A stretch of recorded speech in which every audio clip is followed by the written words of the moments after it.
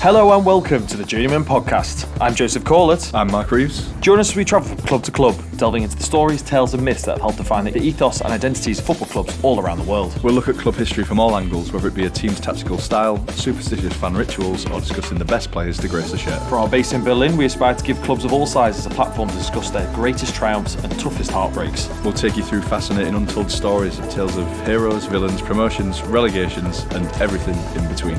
And we are back for episode 12. A brand new episode, a brand new team to cover, and we had a wonderful time in Lancashire with Rovers last time out. We're going from the blue and white in England to a new team in blue and white with this new episode. Yeah, we're raising the coffin again from Blackburn. Yes, so if you remember our reveal link from last time, the clue was the player we've already mentioned towards the end of our podcast plays for our next club, and they also play in similar colours to Blackburn Rovers. That player was none other than Zifuik, who had a 6-game loan spell at Blackburn Rovers in 2022. And to be completely honest, we don't blame you, any Blackburn fans, for being like, who? But it's a very good link for us because it links him to the club he's currently at, which is none other than Hertha BSC, which is short for Hertha Berliner Sport Club. Or if you're a fan of Pez back in the day, you would know them as just Hauptstadt. Probably one of the best Pez nicknames we've had so far. I mean, they all have some kind of meaning behind it. I just think the English ones were just really terrible. Yeah. Better than Hull City's Yorkshire Orange, anyway. This episode might be a little bit different when it comes to our prior knowledge of the teams. Usually we go in a bit blind and discover wonderful stories and tales and myths along the way.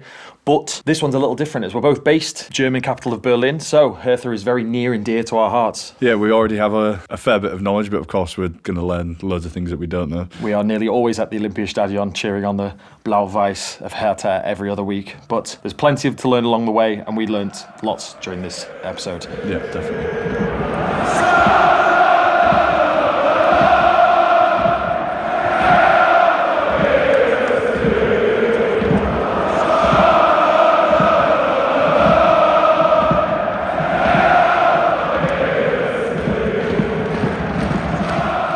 So the name Hertha actually comes from the name of a passenger steamboat.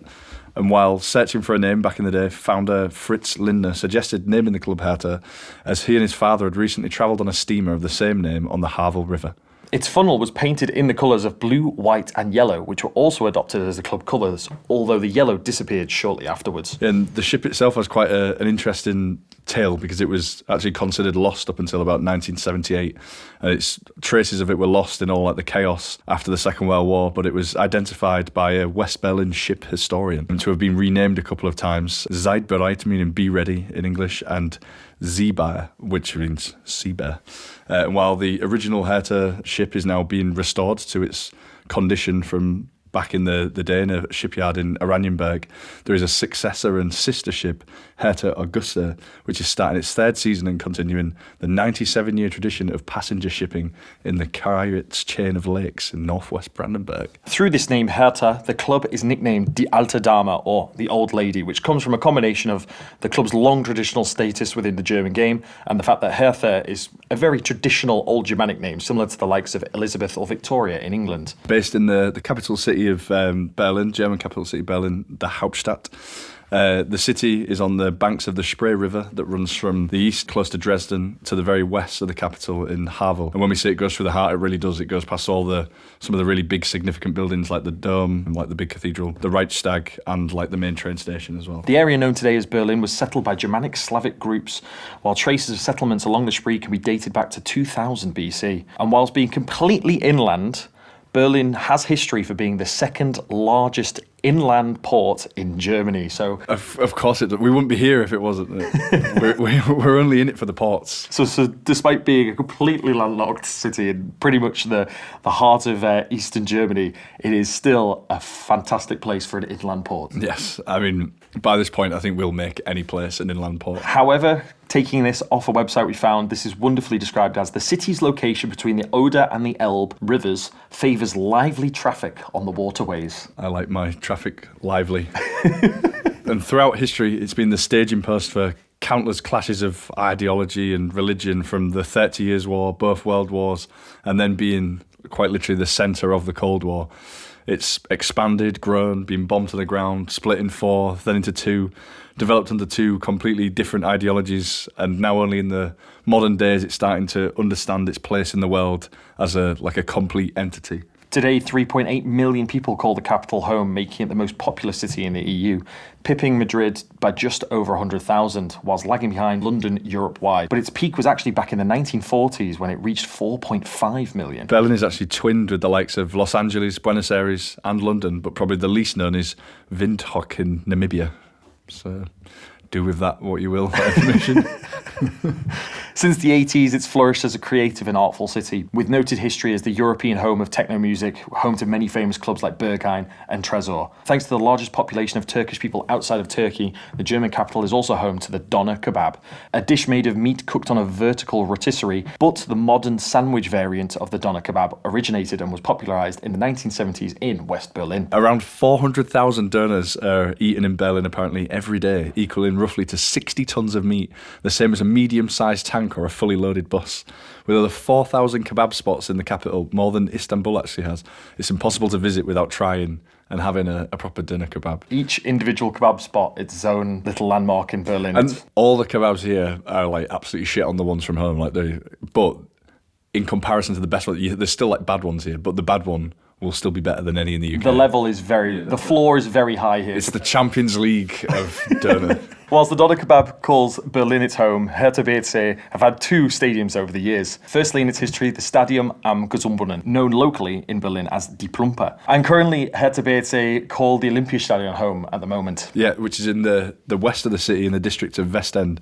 And it was originally designed for the 1936 Summer Olympics. And during the Olympics, the record attendance was thought to be over 100,000.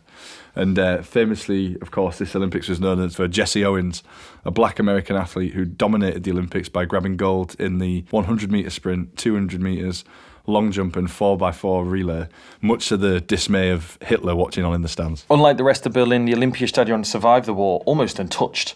It only suffered the impact of machine gun shots. The most significant battle around the stadium was in the April of 1945 when the Soviet army fought to capture it. This was during the final battle of the Second World War in Europe, with the total invasion of Berlin as the Allies' target. After the war, the British military government took control, removing Nazi symbols as the stadium underwent a process to shed its Nazi past. It actually became the headquarters of the British military occupation forces, and soon the British forces renovated the war-damaged buildings but also converted the interiors to their specific needs. For example, one of the gyms was converted into a dining hall, another into a garage, for example. Until 1994 and their departure, British forces held an annual celebration of the Queen's official birthday on the fields, with thousands of spectators from Berlin coming to watch on. It's been Hertha's home since 1963. The stadium has also hosted a variety of other matches in other footballing competitions. It hosted 3 matches in the 1974 World Cup, and it was renovated in 2006 for the following World Cup of that year. It was made a Category 4 stadium under UEFA regulations, the top level for all European stadia.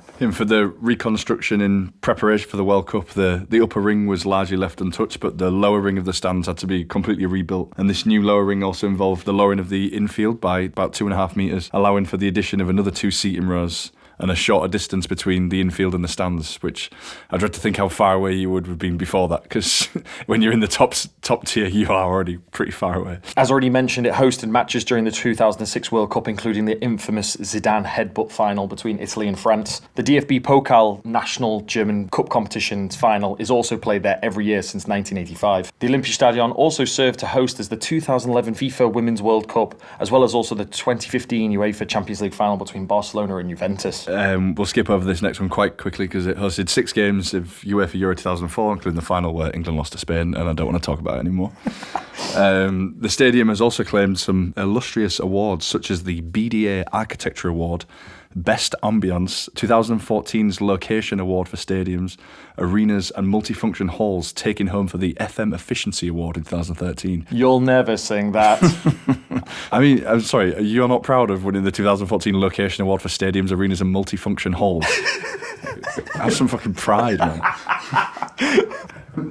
The stadium has a permanent all-seated capacity of just over 74,000 seats, but for high-profile games, an additional mobile grandstand over the Marathon Arch can be added to bump numbers up to over 76,000. So in other words, basically this stadium has played an important role in the history of German sport, German football, regardless of Hertha's history as well with the stadium. It's an iconic place and one of the best stadiums in all of Germany and Europe, to be completely honest. Even just world sport with the Olympics and World Cups and stuff, it's, yeah. And the referee has gone across now and he's had in his pocket that he's been told about it. It's off, it's red, it's Zidane.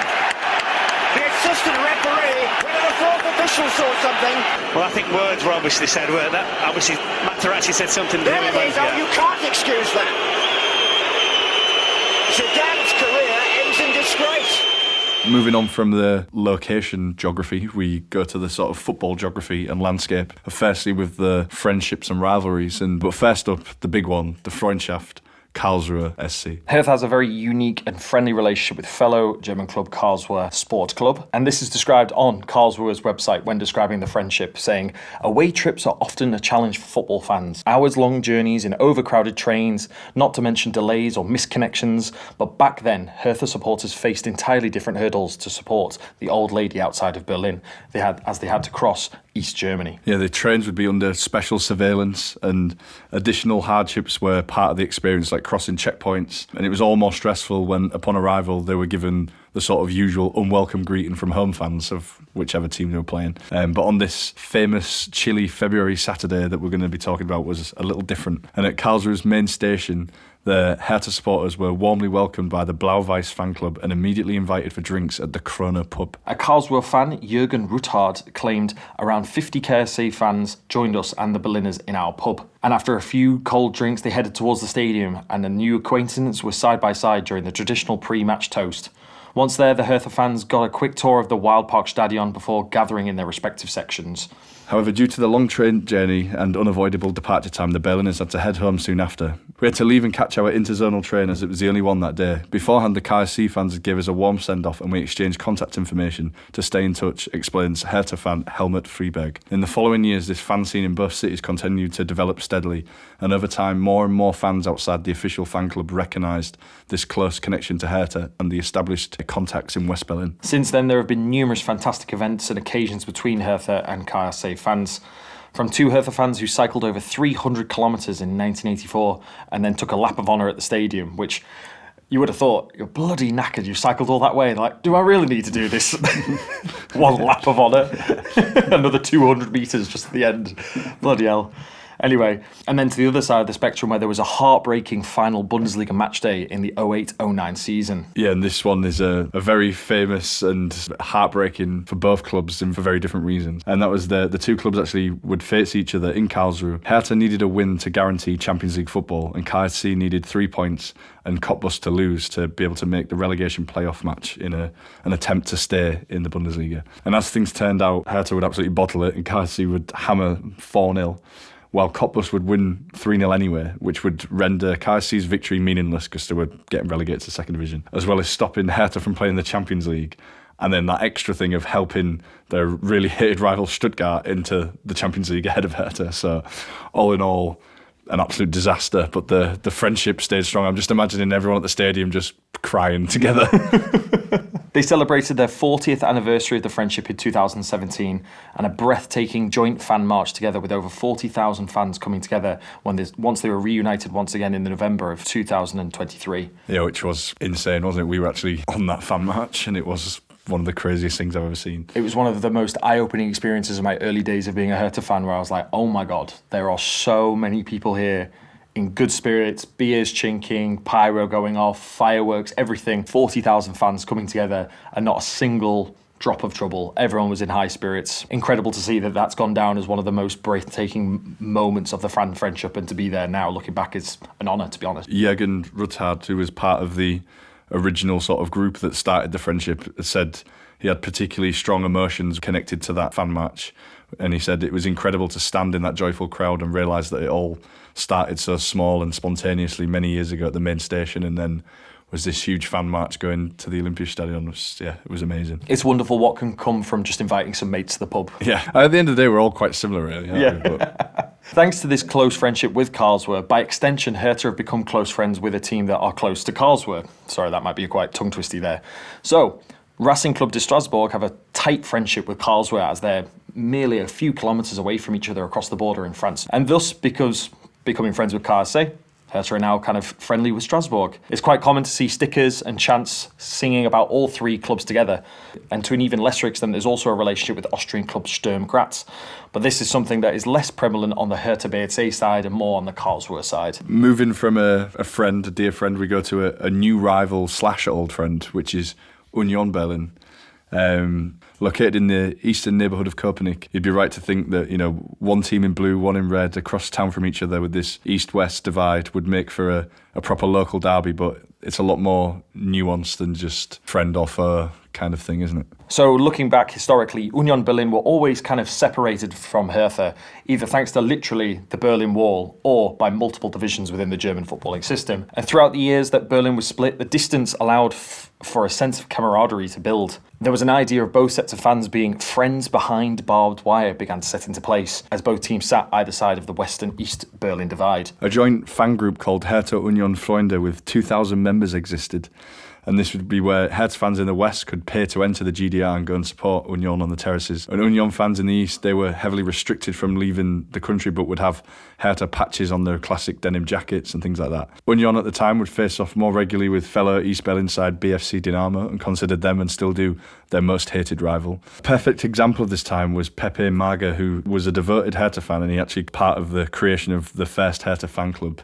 He helped to pioneer organised away travel and was around during this founding of the friendship with KFC. And he wasn't a musician, but he penned a self-written song, Friends Behind Barbed Wire, for Hertha, and Mood in the Old Forestry for Union, which also had some Union fans as background choir. And he would cross the divide to see the Copenhageners play, especially against arch-rival BSC Dynamo, and even drummed for them as well, which is pretty crazy. Immediately following the fall of the wall, the jubilation between the reunion of East and West was incredible. Just 2 days after the wall came down, approximately 11,000 East Berlin residents crossed the now irrelevant border to watch Hertha play SG Wattenschied. The freedom of movement meant residents from both sides, who up to this point had led very different and separate lives, can now enjoy their shared life of football, and consequently the bond between Hertha and Union was further strengthened. A couple months after the fall of the wall, the two teams organised a friendly, and a crowd of just under 80,000 packed into the Olympiastadion to watch Hertha beat Union 2-1. Yeah, and at that moment, Hertha and Union occupied very different places in the ecosystem of Berlin football, or even German football. And by the millennium, Union were in the regional divisions while Hertha were in the Bundesliga. However, from the 05-06 season onwards, it's been like an upward trajectory for the Eastern club, climbing to the second division 5 years later, before then springing into the top division 10 years after that. As they both got closer and closer, the relationship began to shift into a different place. Their first competitive meeting was in the Bundesliga 2 in 2010, so a long cry away from the Berlin Wall coming down and being able to celebrate this union together. It was described as an awkward but tense atmosphere in the Hauptstadt, with both halves of the city not sure what to make of this matchup. And the game finished 1-1, so I guess that was kind of like, everything's okay for now. Yeah, and while the result didn't necessarily leave a bitter taste, the return fixture at the Olympiastadion did, and Union would win it late with a 25-yard free kick. And 2 seasons later, Hertha would return the favour by winning in Copenhagen with a Ronny free kick, which sparked Union player Christopher Quering into saying, "It makes me want to vomit seeing these Wessis celebrating our stadium." Union as a club didn't punish the player, thus doubling down on this brewing hatred, Wessi being a derogatory name for a West Berliner. Also, it's worth pointing out that Christopher was born in a united Berlin, so to use it as such a derogatory term for West Berliners it's a very pointed use of the language that shows that this newer and younger generation were kind of seeing a bit more edge to this clash. Union's rise was complete as they reached the Bundesliga in the 2019-20 season and stayed up ever since, as the capital city finally had 2 teams in the top division once again. Union decided against the unifying idea of holding the first top-flight derby on the 30th anniversary of the Wall's demise,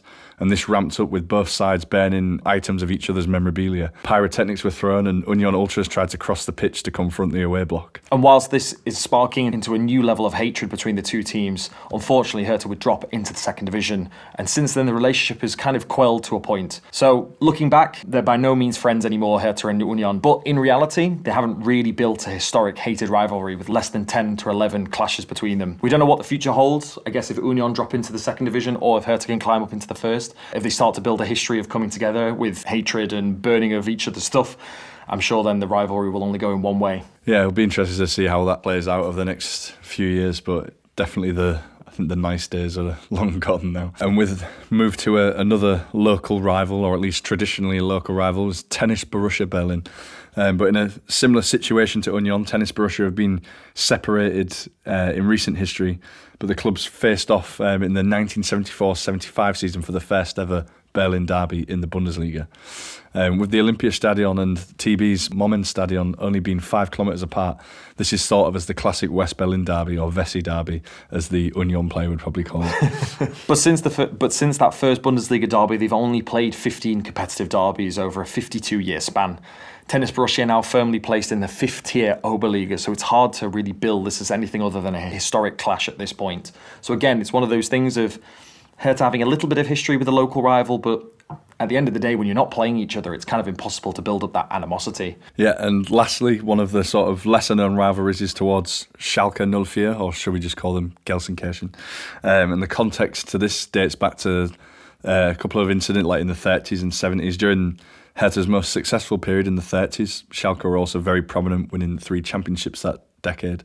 And Schalke also benefited greatly when Hertha were punished for their role in a Bundesliga scandal, seeing Hertha ripped out the league with Schalke staying in the top flight, but we'll speak about that one a bit later on.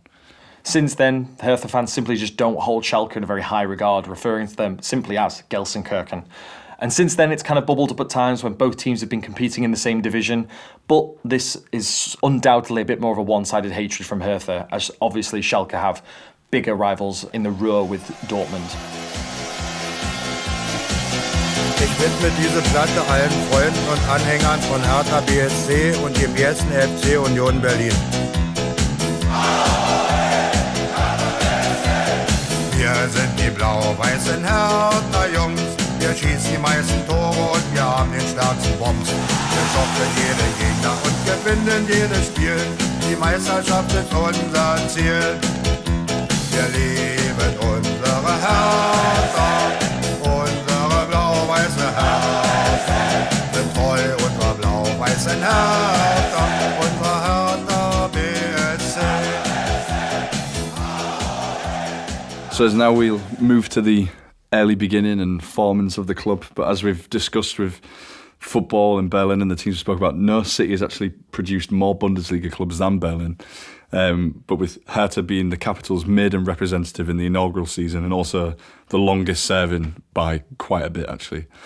But Hertha's story begins in July 1892, and the brothers that we already mentioned, Fritz, Max Linder and Otto and Willy Lawrence, in establishing BFC Hertha 1892. And as was typical among football players in those days, the young men looked for a tavern or a pub that could serve as their clubhouse. And they'd found that would be what they were looking for at Oderberger Strasse in the Prenzlauer Berg area of the city. From the clubhouse, a short walk, a few metres, took the men to one of the most important football fields at the time, the parade grounds of Schönhauser Allee. Since Hertha was a registered association, it was allowed to play its matches on the parade grounds. However, the goals and pitch markings had to be brought in by the team and set up by themselves, as the players would then also get changed in the nearby pubs. And in the early years, the team only played a minor role in Berlin's football scene. It was only after the clubs moved to a field called Schieberer Platz at the Gesundbrunnen neighbourhood, a modern sports field by the standards of the time, that BSC Hertha 1892 really had its breakthrough.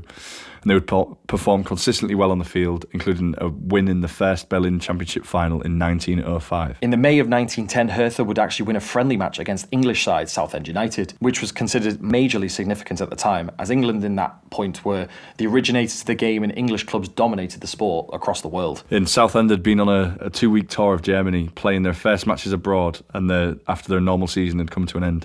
They played 6 matches, including an absolute 4-0 hammering at the time of what became today Union Berlin. The highly successful tour saw 5 wins with only 1 defeat coming, and that was against Hertha 3-1. Hertha's victory over Southend remains a sort of legendary result, as Hertha became the first football team on the continent to defeat a team made up of English semi-professionals. Hertha's home pitch at the time also became the stopping place for any team stopping in the region on a tour. The likes of Boca Juniors, Ferencváros and a number of other English teams stopped off at that pitch and played football on various European tours at the time. Miraculously, almost unaffected by the First World War, the team won 3 more Berlin championships in 1915, 1917 and 1918, before a scandal caused a setback in the 18-19 season.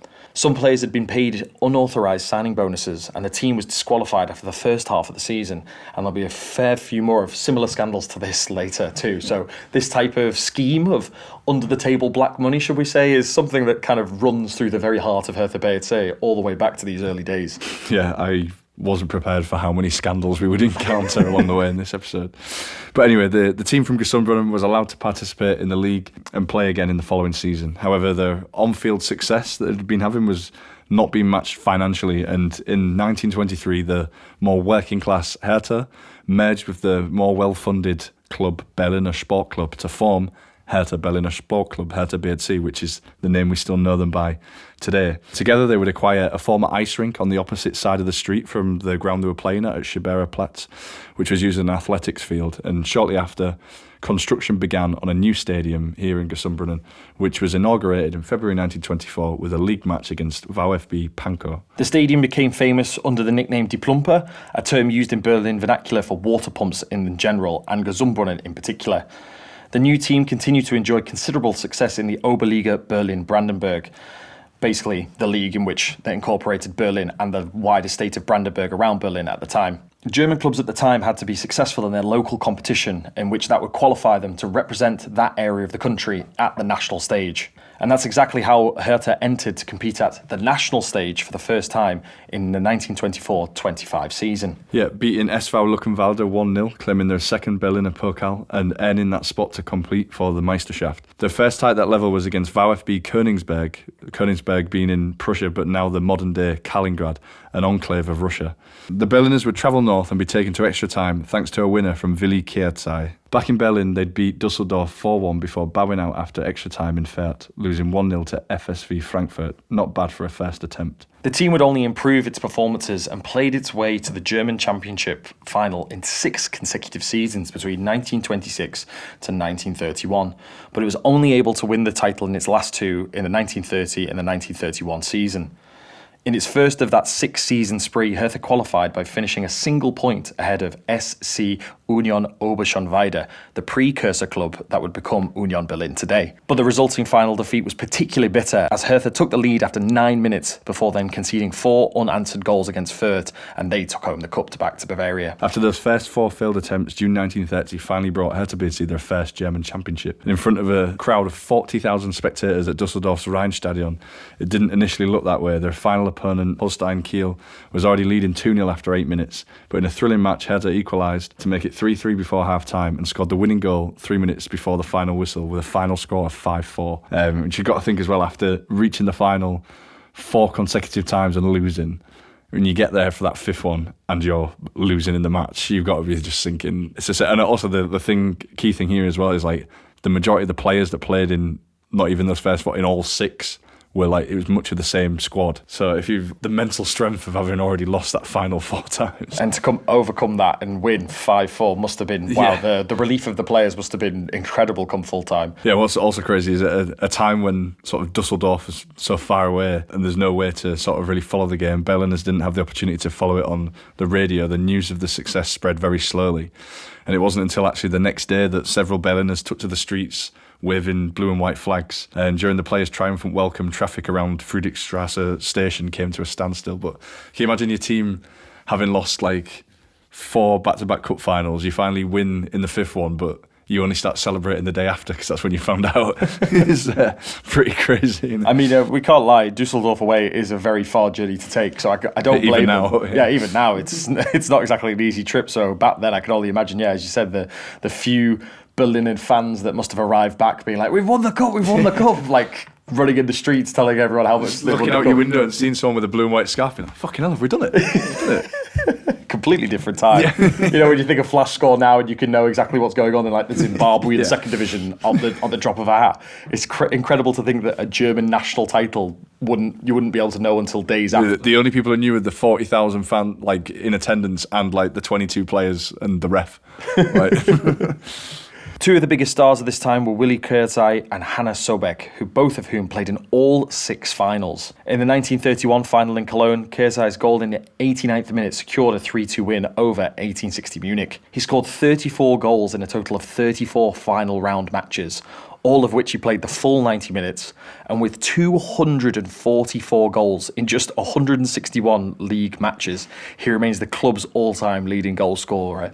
He was by far our biggest discovery of this first episode, I have to say, because wow, what a record that is. Absolute goal machine, yeah. And he was a local Berliner too. Yeah, and the other star you mentioned, Hannes Sobeck, he played for Hertha from 1925 to 1939. Also played 10 times for the German national team and would score also in the 1931 final. And he scored the goal that would equalise it at 1-1. And then the equaliser at 2-2 before Kierzai's winner. He would also later return to Hertha as a manager as well. Sounds like a brilliant little double act, these two, Willie and Hannah. Yeah. But unfortunately, to put things into perspective during this heady time for Hertha BSC, 4 members of Hertha's team that played in that 1930 final would pass away during World War II just a few years later, including Hermann Hahn, Hertha's 4th highest all-time scorer. Hertha was Germany's second most successful team during the interwar years after FC Nuremberg. But immediately after winning the first German championship, Hertha BSC finally separated from Berliner SC, a move that Berliner SC had been pushing for since 1929. After receiving a settlement of 73,000 Reichsmarks, Hertha was able to keep the sports ground and the BSC name, which had actually become quite well known in Germany through those 6 consecutive final appearances.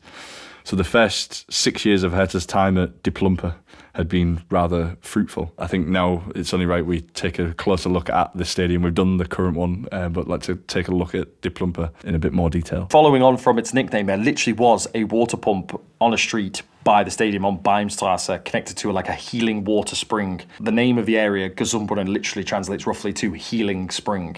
What's quite funny actually, I read during the research that I think it was in about 2008, there was some basement somewhere in the area of Gesundbrunnen. Like there was water started coming through and they thought it was the resurfacing of this like historic spring, and it was like a huge deal. And they got loads of people in and it was covered in the news, and then they actually, once they started testing it, it was just rising damp and like because of Berlin's swampy land and it wanted a spring. It was just like, I think like the house was collapsing. However, back in the day, the pump in turn literally gave rise to the Plumpe nickname of the district. And since the stadium at Gesundbrunnen was thus located at the Plumpe, it served as the home ground for Hertha BSC for almost 4 decades. The ground had initially offered space for 35,000 spectators, with around 2,500 of those seated and the rest standing. Due to damage sustained during the Second World War, the capacity was later reduced to around 20,000. But if you've never seen a picture of it before, there's not a great deal. But if you Google it, the sort of terracing on one side is absolutely mental, isn't it? How like high it is, it like towers over one side. It looks crazy. There's basically no big stands on either sides of the ground, but then on just one side there's a huge massive terrace, very similar to what you kind of imagine the yellow wall looks like at Dortmund, but just the yellow wall. If you can imagine, scrap all the other stands away and just imagine one big old side of terracing. That's basically what Die Plumpe looks like. And to be honest, considering during that time it was hit by over 200 Allied bombs, so I'm not surprised that the capacity had to be reduced quite a bit. Yeah. And the main stand would actually burn down in May 1945. And Hertha was only able to move back to Die Plumpe December of 1950. It's very in Hertha's keeping for just like random chaos to be going on. What the stands burned down, and then we have to move. They have to find another pitch, and they move back in. All this type of thing. It's so on. And then not long after, like the Berlin Wall being built right next to it as well. Pretty crazy. But yeah, with the founding of the Bundesliga in the 1963-64 season, Hertha moved to the Olympic Stadium as Die Plumpe did not meet the minimum requirements for Bundesliga matches. However, they would return to the old stadium once more during the Regionalliga seasons from 65 to 68 before finally leaving it for good. Following the Bundesliga scandal of 1971, Hertha, whose players were also implicated, faced financial ruin and the club was forced to sell the stadium. And the last match, this was very Hertha as well, the last match, which was scheduled for October of 1974 against FC Nuremberg, this big occasion to say goodbye to it, but it was cancelled due to heavy rain. I'm imagining they were like, no, we can't play this game, and literally the digger just started chopping down the stadium right there and then. Yeah. You don't put that grit down anymore, just go straight into the... Yeah, that's it. Straight into Walking out onto the pitch, dropping the ball as it doesn't bounce at all in some wet puddle. That's it, done. Bouncing the ball, but with like a pneumatic drill.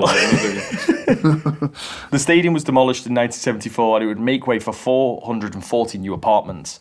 4 football player sculptures by Michael Schonenholz now stand in the housing complex as a kind of honour to the former history of the stadium. Yeah, and the final sort of remaining one little bit of evidence of the stadium ever really being there, or original piece of it was the former clubhouse and headquarters of the club on the corner of Behm and Julische Strasse, dating from 1924, which was sadly demolished in 2024. It had been a hostel and for some reason wasn't a protected building, and so really there's absolutely nothing left now, which I think is a real shame. And some of the historic images of this clubhouse are absolutely phenomenal. The idea that Hertha were born in a clubhouse that just has like beer advertising on the side of it. Schultheiss. one of the local beer brands that is just Hertha BSC. Come in, watch the football, and grab yourself a beer. It's just absolutely spectacular. Like when you say clubhouse, it looked like a proper clubhouse. And as we've already said, to be honest, we're surprised there was less news or less scandal about the fact that this building was just allowed to be demolished or allowed to be kind of be let go, but unfortunately no more, sadly.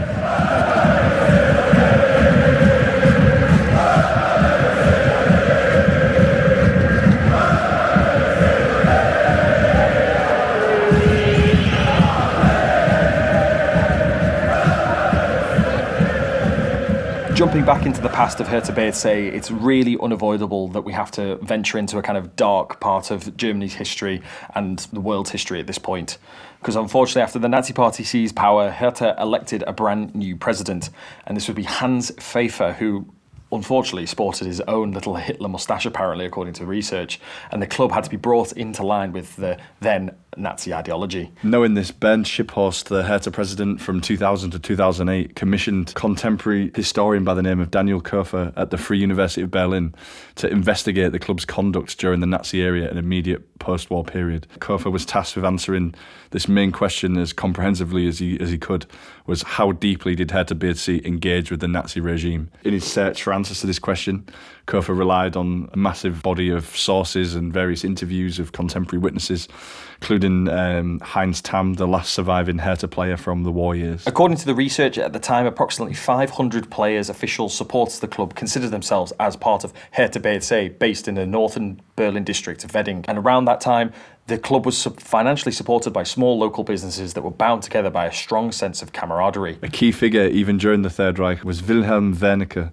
Hertha's chairman from 1908 to 1933. He came from the Social Democratic Party known as Red Wedding and was only allowed to operate behind the scenes during the Nazi era. Nevertheless, without even an official position, he managed to keep the club together, and it was Wernicke who, during the Second World War, managed to maintain correspondence with approximately 300 former Hertha players who were serving as soldiers, primarily on the Eastern Front. With support of his wife and the Reichspost, which opened a special post office in Gesundbrunnen just for these mailings, he sent them a copy of Fußballwoche, which is like Football Weekly, along with his informational letters each week.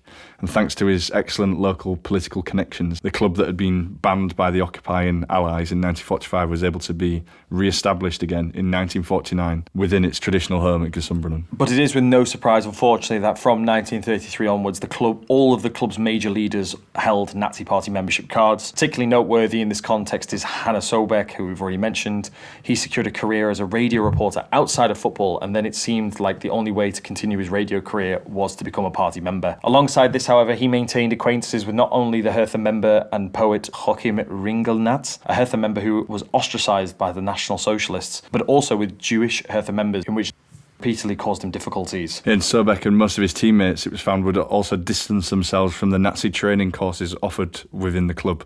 But sadly, even with these sort of glimmers of hope of knowing that a lot of people, even though the club was trying to be given a Nazi ideology, rejected it, of course, there was no getting away from the horrors and tragedy of the time. Just a couple of examples, like Hermann Horwitz, the club's Jewish team doctor, until 1935 was deported to Auschwitz in the spring of 1943 and murdered there without any intervention from the club. And Jewish Hertha fan Eyas Kazka was expelled from the club in 1938.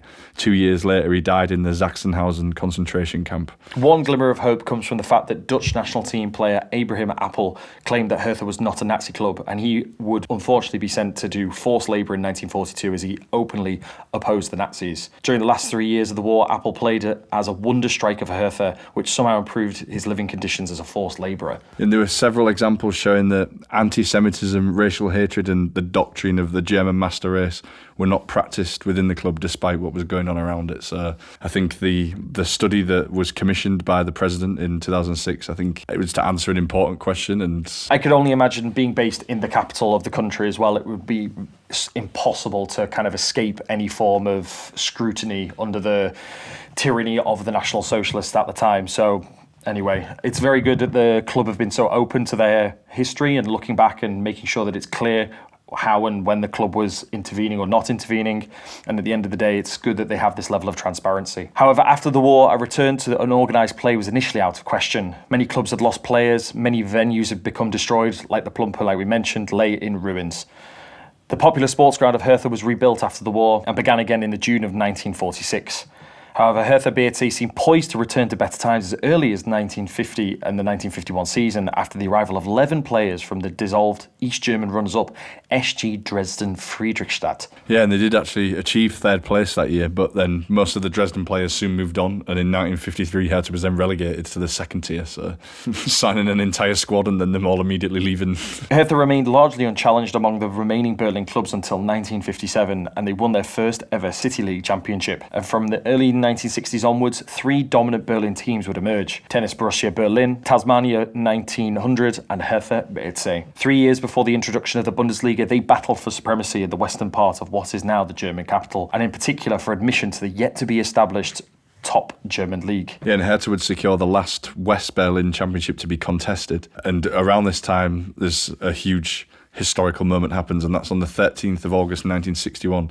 The GDR commenced the building of what was officially named the Anti-Fascist Schutzwall, or the Anti-Fascist Protection Rampart Wall, which was, the Berlin Wall, the beginning of it, or at least the first iteration of it. At this point then, the capital city of Berlin was separated into West Berlin that followed a sort of American-US ideology and the Eastern GDR state that followed a more Soviet Union-based ideology. Before the construction of the Berlin Wall, Hertha fan Helmut Klopfleisch could easily enter into the western part of the city to watch his side, but once the wall went up, he was separated from his club. He would not be deterred by such adverse circumstances and continued to support the club regardless. The Stadion am Gesundbrunnen was located close enough to where the wall was erected for the sounds of the stadium to be heard over the wall, and Helmut took every chance he could to get as close to the wall and celebrate with the crowd noises spilling over the wall, as he could hear everything going wild whenever Hertha scored. Yeah, and obviously for this kind of thing, he came under the scrutiny of the Stasi, but repeatedly managed to fool the SED government under the pretext of running a betting pool.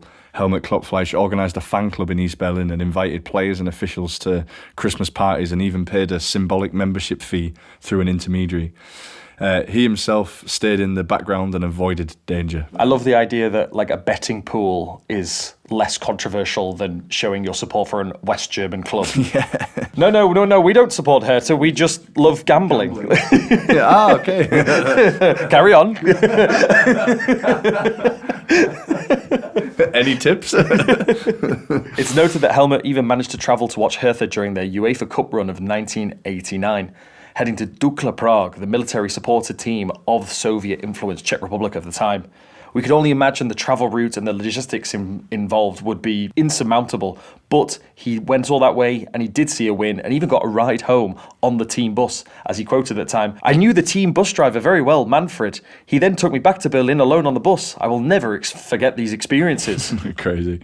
Yeah, and as champions of the Oberliga Berlin, Hertha was chosen for the newly founded Bundesliga in 1963. Because the Plumper didn't meet the necessary requirement, Hertha would then face FC Nuremberg in their opening match in front of 60,000 spectators at the Olympiastadion. Among the players on the Berlin side was future legendary manager Otto Rehhagel.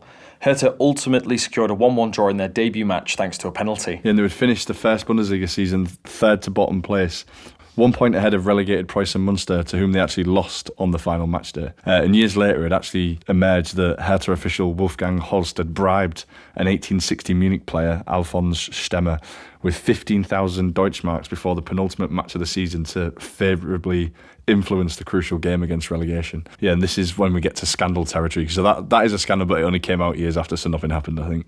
But this is a precursor to 3 further bigger scandals that would happen over the approaching years. So we jump into the first scandal. So as the 1964-65 season rolled on, come the January of 65, Hertha were competing in a very similar position of the table in the lower reaches. But behind the scenes, things were taking a turn in the wrong direction, with club treasurer Gunther Herzog stating in the February club meeting, when questioned about salaries, and in quotes it says, "In the interest of the clubs, I'm not allowed to say anything. If I did, Hertha BSC would no longer exist." I think this is a old form of, if I speak, there will be trouble. I prefer not to speak.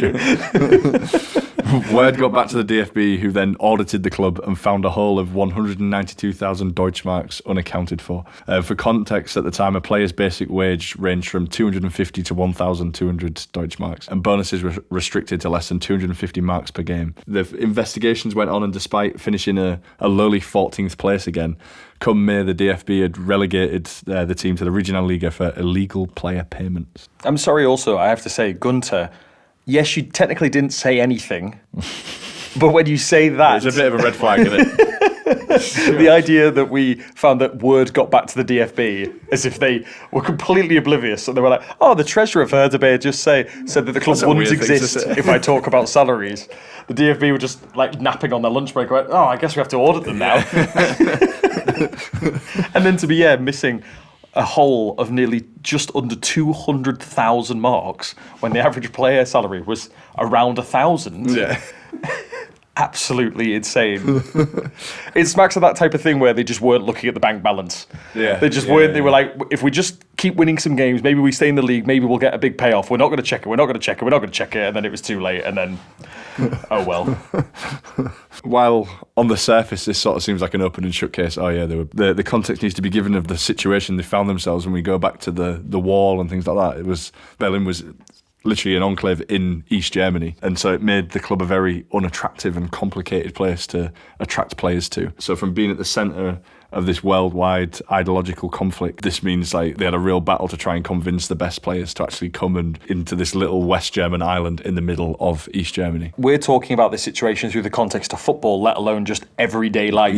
The unnecessary complexities of just living your life in an enclave surrounded by, at that time, a pariah state. The idea of goods and services being able to get inside the wall was completely just irregular. And so, Hertha trying to bring football players to this part of Germany, it was next to impossible without some form of like financial remuneration under the table. Herzog later confirmed that in 1963 and 64 they paid some sums to the players that were not visible on the balance sheets. So they were found guilty of offering illegal payments to attract players to the isolated city and received a forced relegation. 3 years after this forced relegation, Hertha would return to Germany's top flight, and they managed to stay in the league at the end of the 68-69 season, finishing 14th place. So you would guess that after this first scandal that Hertha maybe might lay low a little bit, don't pay people under the table. But as we move into the 70s, at this point also, it wasn't just with Hertha. In the German football world, there were allegations of match fixing kind of spiralling around. But unfortunately, Hertha BSC's Zoltan Varga and Laszlo Gergely had been accused and were both provisionally suspended under the accusations of match fixing. With a DFB Pokal clash against Schalke coming up, Hertha appealed in the DFB courts and saw Gergely's sentence dropped, but not Varga's. On the day of the game, one of Hertha's lawyers filed an injunction against the enforcement of a provisional suspension to a Berlin regional court, even flying another lawyer to Frankfurt to hand the injunction to the DFB headquarters directly. And while with all this work done in the courts, the Hertha manager Helmut Kronstein decided to include Varga in his team. Because Hertha faced an uphill battle to turn around this 3-1 defeat from the first leg. At the Olympiastadion, the Alte Dame were relentless and came back with a 3-0 victory and thus knocked out Schalke, as their coach Ivica Horvat acknowledged on the day that Hertha could have won by even more. Yeah, and in contrast to the sporting management, however, the club officials in Gelsenkirchen did not accept the elimination and lodged an appeal with the DFB because of the use of Zoltan Varga. And despite the Berlin court upholding Hertha's injunction, the DFB honoured Gelsenkirchen's appeal and ruled out that the match had ended in a 2-0 win for them instead of the 3-0 defeat. So in addition, Hertha had to pay for the court proceedings as well. So all this dramatic stuff of flying lawyers and handing in paperwork on the day of the game. Yeah, so that was didn't go down too well. Despite all this off-the-field chaos in the courtrooms, in the 1970s, Hertha did establish itself within the Bundesliga, competing in the 1969-70 season and in the 1970-71 season, finishing in third place. Actually, in the April of 1970, they achieved a resounding 9-1 victory against Borussia Dortmund, who were in 5th place and direct rivals in the table.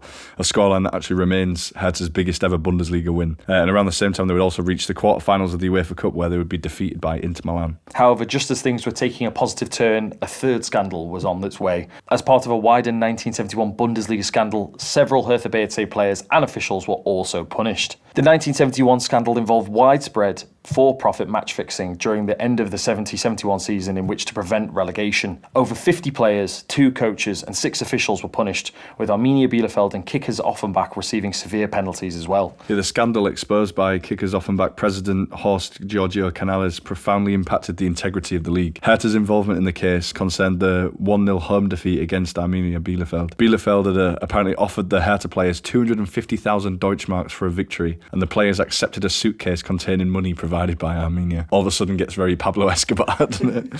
15 Hertha players and officials were punished, and who was included in that group of lads? Zoltan Varga and Laszlo Gergi. So exactly, it wasn't exactly like the first scandal was enough. They were like, oh, we need $250,000 Deutschmarks. That first one was all because of like rumours of them partaking in match fixing. Like, it was massively confirmed. Yeah, I don't think Hertha were flying their lawyers on this day. The resulting financial consequences for Hertha were severe, and to settle the debts, the Plumper Stadium was sold to a Berlin housing company. So it's crazy to think that the lasting effects of this third scandal we've talked about here has reverberations all the way up to the modern day, where there's a certain section of the Hertha modern day fan base that still don't recognise the Olympiastadion as its true natural home. It's crazy to see, that Laszlo and Zoltan here take some bribes, and all of a sudden in 2025 here in the modern day, we're still worrying about whether or not we have to pay the rent at the Olympiastadion. Yeah, it's like that's the thing. Like the club still doesn't own a stadium to this day, thanks to this. It's pretty crazy. Amid this crazy backdrop of match fixing during the 70s, it was actually a period of success for the club as they ventured into Europe. In 1975, the club achieved its greatest success to date in the Bundesliga, finishing as runners-up, and they finished third again in 1978 as well. The year prior, they would actually lose in the final of the DFB Pokal to Hennes Weisweiler's Erster FC Köln, and then 2 years later, they also lost again in the final, losing to Fortuna Düsseldorf, so coming so close to claiming their first ever DFB Pokal title. Yeah, and it sort of reminds you of that era at the beginning of getting to finals and not being able to win. Unfortunately, this time there wasn't another one after that then they would win. But in 1979, in the UEFA Cup, Hertha would reach the semi-finals. And to reach the semi-finals, they had beaten Botev Plovdiv of Bulgaria, Dinamo Tbilisi of Georgia, Esbjerg of Denmark, and Dukla Prague of the Czech Republic. And whilst those names there might not be the most glamorous ties, right, I have to say, Plovdiv. In the modern day right now, as a supporter of Hertha BSC in the second division, I would absolutely love an European away day to Bulgaria. I'd give my left bollock to go to Plovdiv, like 100%. An away day in Prague. My God. Hertha would face, in the semi-finals, Red Star Belgrade. But yeah, unfortunately, Hertha would lose the first leg away from home 1-0. They would win 2-1 at the Olympiastadion in front of 72,000 people, but sadly would go out the competition on away goals. Again, in the modern day, I mean, I wouldn't want to get my head kicked in on an away day in Belgrade, but it does sound seriously fun. However, this was as close as Hertha ever came to international success on the European stage, as this would be the Berliners' last appearance for over 20 years at this level of the competition. During this period, one of the standout players would be captain Erich Ette Bier, born in Bavaria, who would make over 250 appearances for Hertha BSC. His best moments came from his incredible long-range shooting ability, and a great example of this is his thumping home a thunderous strike to open the scoring against Red Star Belgrade in that UEFA Cup semi-final. And his lasting legacy is the fact that he's still one of Hertha's highest all-time Bundesliga scorers, only being overtaken in the modern day by Michel Preetz. He still remains second to this day on the list with 83 Bundesliga goals. Some great names on that list as well. Solomon Kalou in 5th place. Marcelinho, a Brazilian star. Bier would leave Hertha in 1979 and had originally planned to move to the USA or Racing Strasbourg at the time. But he ended up joining Etihad Jeddah in Saudi Arabia, today known as Etihad FC, under fellow German and former Hertha manager Dietmar Kramer. Yeah, and an interesting fact about Kramer is that he agreed to become the Hertha manager for the 1974-75 season. He'd signed a 3-year contract. However, he went down in Bundesliga history as one of the coaches with the shortest tenures ever, because he ended up terminating his contract after the first training session. According to the news magazine Spiegel, Kramer had refused to work with Wolfgang Holst, who was implicated in the Bundesliga scandal and suspended by the DFB. Officially, he cited compelling personal reasons. Elsewhere, it was reported that his requests for player transfers, which included 5 major new players, had only been partially fulfilled. And by the 78-79 season, Hertha had slept into mediocrity and even found themselves 14th place at the end of the season. But yeah, after your first training session, it's pretty special, isn't it? I don't understand how he would have signed the contract and not looked up who was in the squad first. And be He actually signed the contract months before as well, and then only started. So yeah, it's pretty amazing. At this point, the club's sporting decline reached its climax in the May of 1980 as they finished level on points with Bayer Erdingen in the Bundesliga. However, due to their lacking goal difference against their side, they were relegated to the second division. And after 2 years in the second division and subsequent promotion back to the Bundesliga, Hertha finished the 82-83 season in last place and were relegated again. So around this time, as the club has reached a very dark point sporting-wise, off the pitch, there was also some other horrible idea that gladly didn't gain any traction, which was around these times there was a merger proposal or suggestion of Tennis Borussia Berlin and Blau-Weiß Berlin and SCC Berlin to form this club together with Hertha BSC as FC Utopia. But yeah, thankfully nothing ever happened with that. Which we had to check, was that an English translation or was it actually in German named FC Utopia? And it was FC Utopia, which is just horrible. There was also a quote stating that these clubs should come together to become Erste FC Berlin, which again in the modern time is very close to Erste FC Union Berlin. So all of this is just a horrible idea that, thank God, it never happened. 3 seasons later, in May of 1986, following a 2-0 defeat against Aachen, the darkest moment really did come now, and Hertha were relegated to the amateur Oberliga, which at the time was the 3rd tier. As an amateur team, Hertha played their home games, with few exceptions, at a local stadium called the Poststadion, which was in dire need of renovation, with an average attendance of only 2,000 people attending games. A top-of-the-table clash against Türkiye Berlin at the end of the 87-88 season did draw a crowd of 12,000, and thankfully in the 86-87 season, Hertha BSC comfortably won the Oberliga Berlin Championship, but failed to gain promotion in the playoffs, meaning another year stuck in the 3rd tier, which again is so typical calamity Hertha.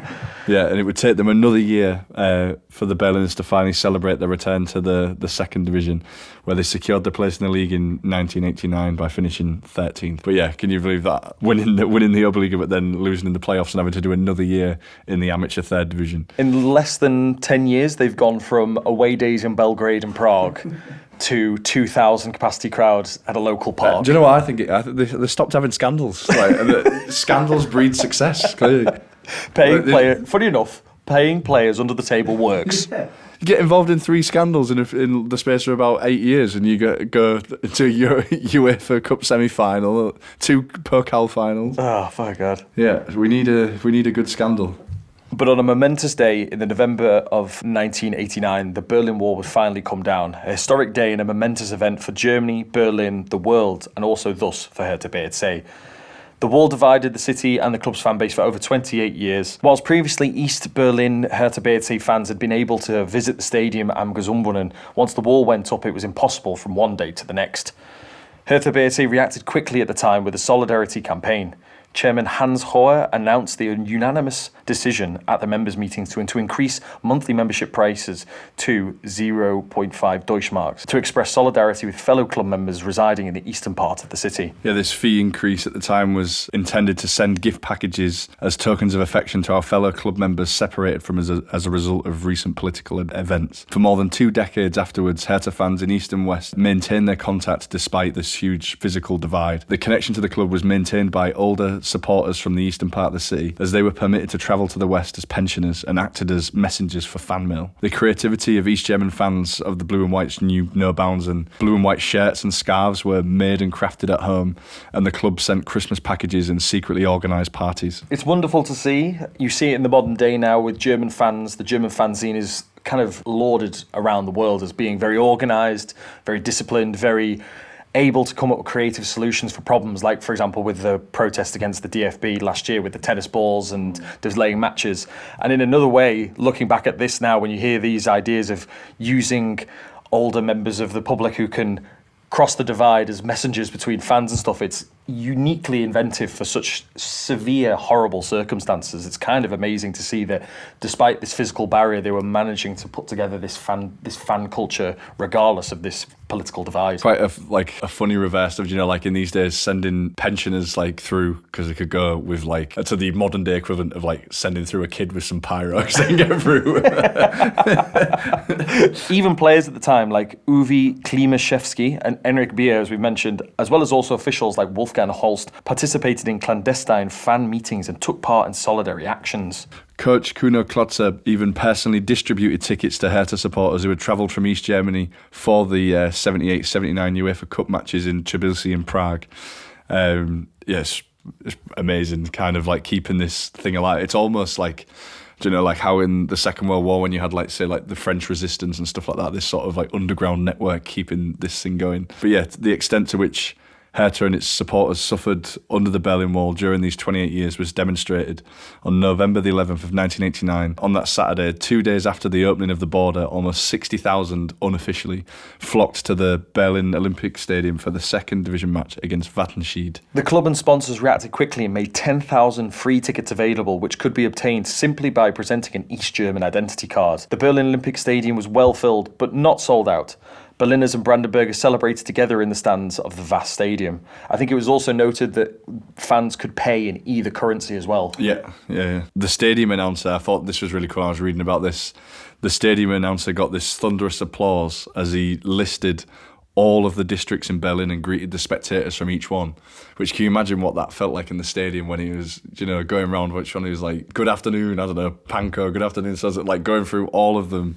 I think it's an amazing moment. And with footballing matters on the pitch, and although the third place team was playing the fourth place team, both sides had a chance to take top spots. The fair draw seemed secondary that day. All that mattered was the shared experience of the fans from east and west, and many tears of joy were shared in the stands. And although, like we said, the Olympic Stadium wasn't sold out, the actual attendance was a lot higher than the official attendance was like 44,000. But it's been estimated over 60,000 since after the distribution of the 10,000 free tickets that you mentioned for East German citizens. Once those had run out, they just were letting any East German citizen in who could show their East German passport. You just got in for free showing your passport. So even more came than those 10,000. So yeah, it would have been at least 60,000 in there. And as much as we're talking about an historic moment in the stands, you've got to think for the players on the pitch who then have to step out and perform under the pressure or under the kind of pressure of this spectacular moment. Werner Fuchs, the coach of Hertha BSC at the time, said the team sat silently in the locker room before the match. Everyone was paralysed with emotion, but also by the pressure of this historic game. Yeah, so you can imagine they're players, but they were also German citizens and have like grown up and lived around the wall being up and this divide and everything. And knowing that you're taking part in a huge moment in history is a pretty crazy thing. And that's without even the kind of, in comparison, minuscule pressure of a normal match day. Yeah. Which already itself, you want to win every game already, plus the historic value on top of it. Mind-boggling how they could have dealt with that. I mean, it also doesn't surprise me that the game was like a draw, because you're probably very preoccupied with the actual event itself. At the end of the season, Hertha went on to become the champions of the second Bundesliga and thus returned to the top flight after 7 years as well. So good times both in the city and in the country, plus also Hertha BSC performing on the pitch as well. 79 days after the wall fell, Hertha also hosted the friendly that we mentioned about at the beginning in the friends rivals section against Union Berlin at the Olympiastadion, which ended in a 2-1 win for Hertha. This match was another huge celebration of unity, attended by another big crowd of at least over 50,000 who cheered for both sides. What a time to be a football fan, like at that time of like being able to cross that divide again, see your club again, even just to see friends you've not been able to properly see for years. But unfortunately, with this moment of reunion, it feels like a great place to just take a break and get ready for part 2 with Hertha BSC as well.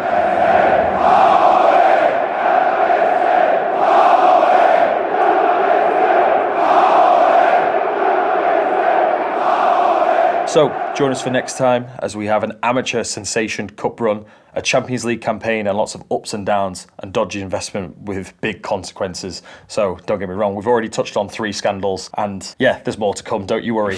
So that's everything for part 1 here on the Journeymen podcast. If you've enjoyed the show, please make sure to share with your friends, as everything you do on the algorithms helps promote the show and it would be really appreciated. Get involved with our social medias, we're always sharing our next giveaways, ground hopping experiences and everything in between. And apart from that, I think that's everything to say. I'm Joseph Corlett. I'm Mark Reeves. Join us next time on the Journeymen podcast. See ya.